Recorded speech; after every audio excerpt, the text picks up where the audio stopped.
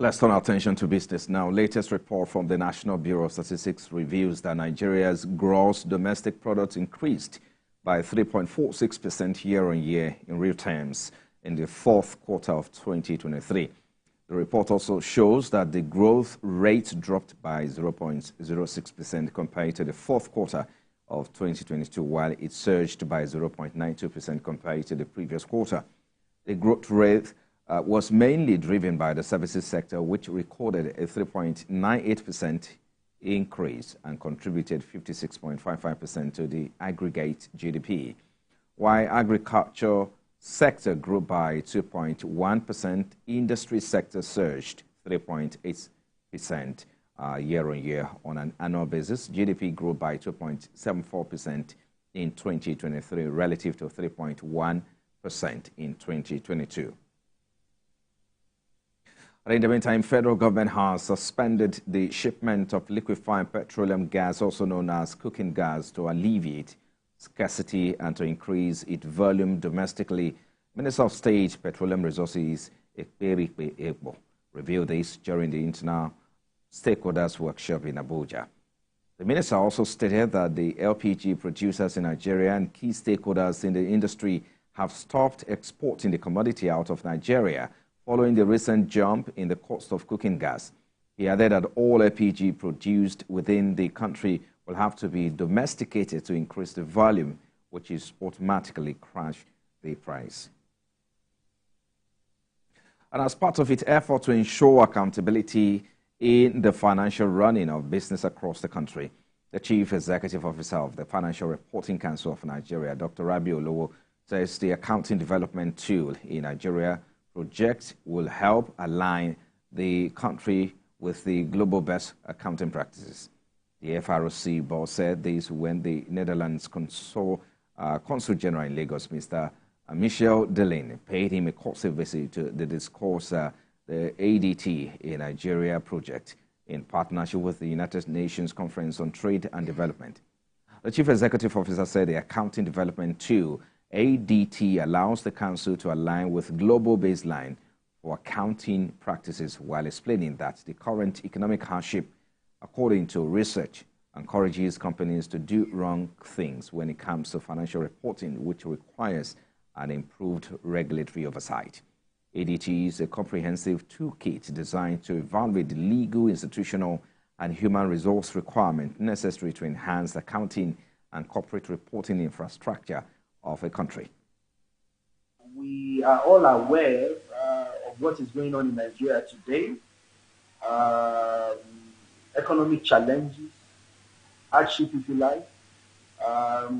Research has shown that this period stimulates and encourages companies to do the wrong thing, especially when it comes to financial reporting.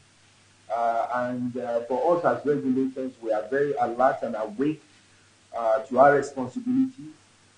Your investment in the accounting development tool will only further strengthen our capacity to doing our job very well. We believe a lot in accounting firms, and we have quite a number of big accounting firms who have their offices in the southern part of Amsterdam.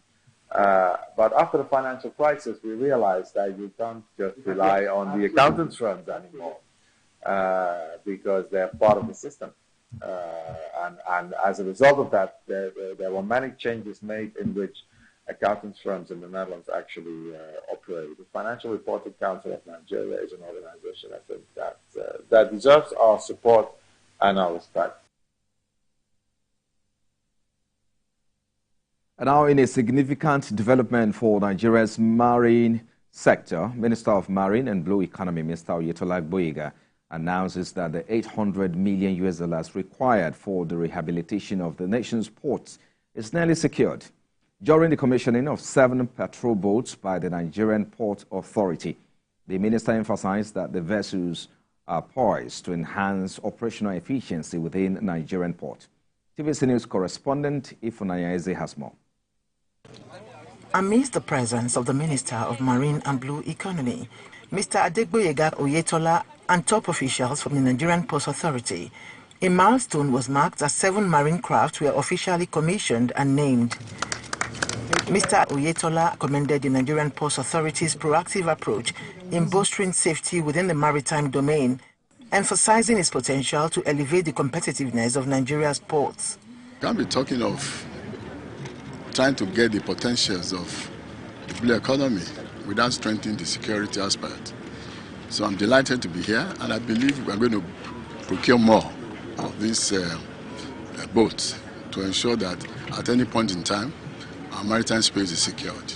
The minister also revealed that government is fully prepared to commence the much-needed rehabilitation of dilapidated ports, paving the way for a more efficient port operations. We are modernizing the ports, we are automating the ports.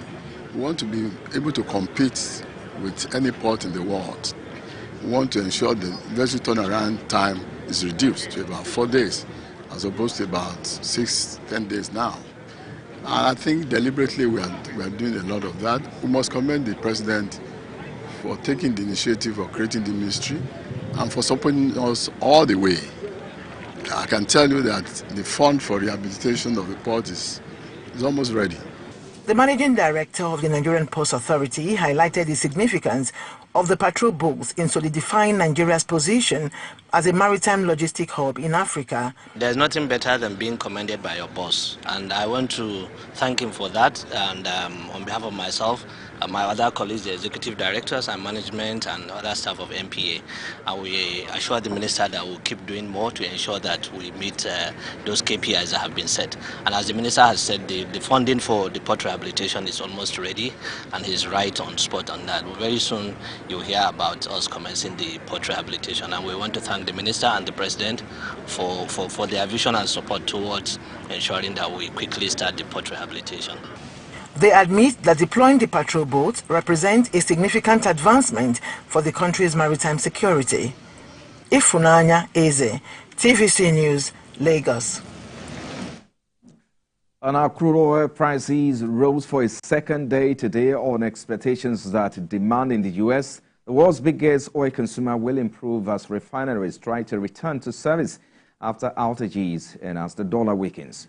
U.S. West Texas Intermediate crude rose to sell at $78.25 per barrel, with an upsurge of 0.44%.